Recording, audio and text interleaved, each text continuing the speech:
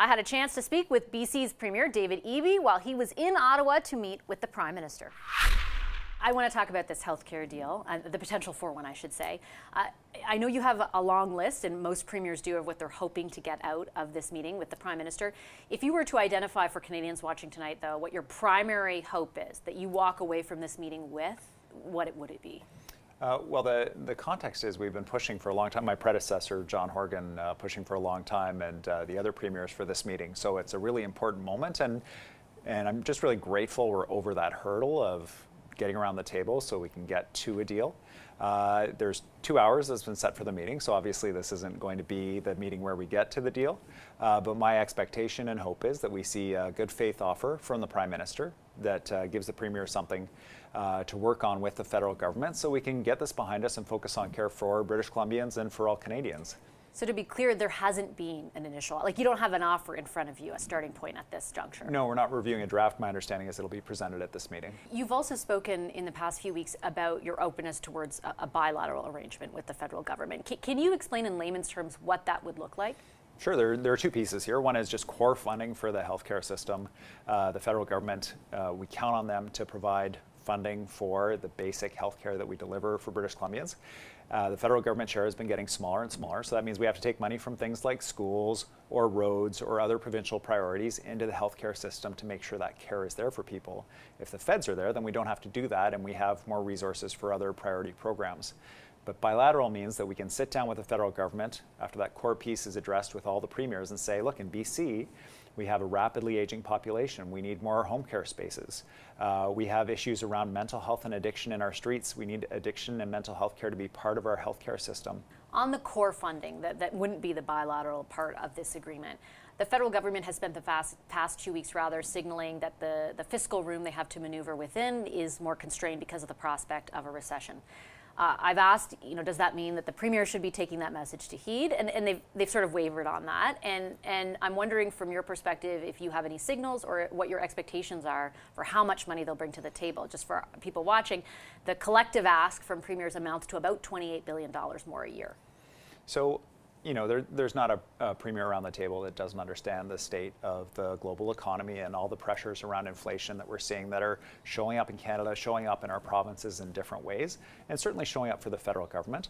I think what we're all looking for is a good faith offer from the Prime Minister, from the federal government, that's going to start that conversation. If they come to the table with that, I think we're going to be able to get a deal for everybody, and it's going to be really good news for British Columbians that are looking for care. What does good faith mean? And I'm guessing you're not going to negotiate in the media here and say, here's the dollar amount I'm looking for. But there's a lot of back and forth, and we have covered it extensively, of the escalator in particular. Like, from your perspective, should it be more than the 3% it is right now?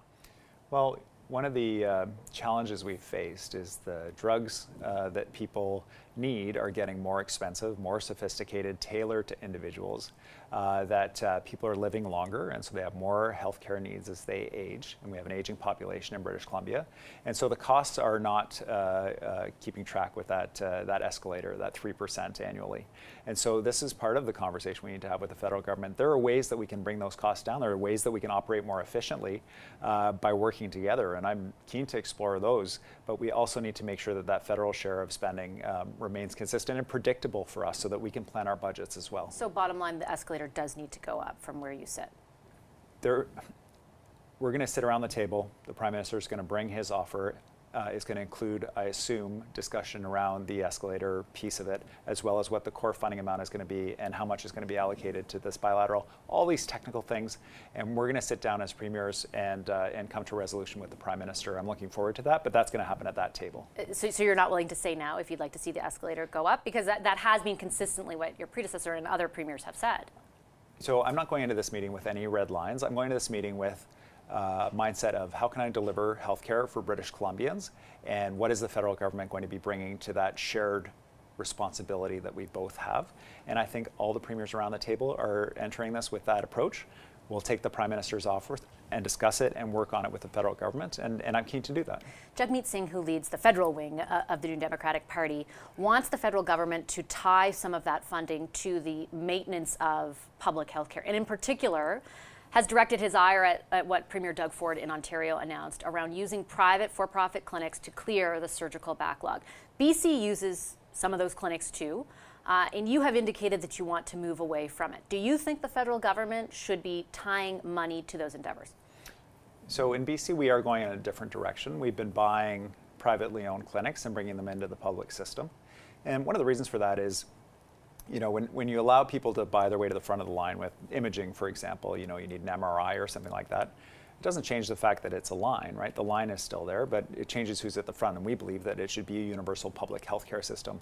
We use private clinics in BC to do publicly funded procedures, but we're moving away from that, and we're focusing on public healthcare because if we open more of these private clinics, our concern is that it's going to pull doctors and nurses out of the public system into the private clinics. We're going to be competing with them for salary and retention. And we're going to end up paying the profit margin plus the additional cost for the same doctors and nurses. Do you regret being part of a government that allowed those clinics to grow to the level that they did? I think in the 2020-21 fiscal year, BC spent a record $27 million for private delivery of public health care. Yeah, our focus is on driving that number down because if you look at that in proportion to our spending on our public healthcare system, you'll see that far and away we put additional and far more resources into the public system. But do you regret being part of a government that got to that level in the first place if you're now saying we should back away from it? Our focus has always been how do we provide care for British Columbians, especially through the pandemic period. And so not being ideological about it, just being like what is going to provide the care for British Columbians. But now you're ideological about it. No, not at all. The goal is a publicly available healthcare system, publicly funded, and one of the key considerations is if you're going to expand private clinics, like where are these doctors and nurses going to come from? They're going to come from the public system.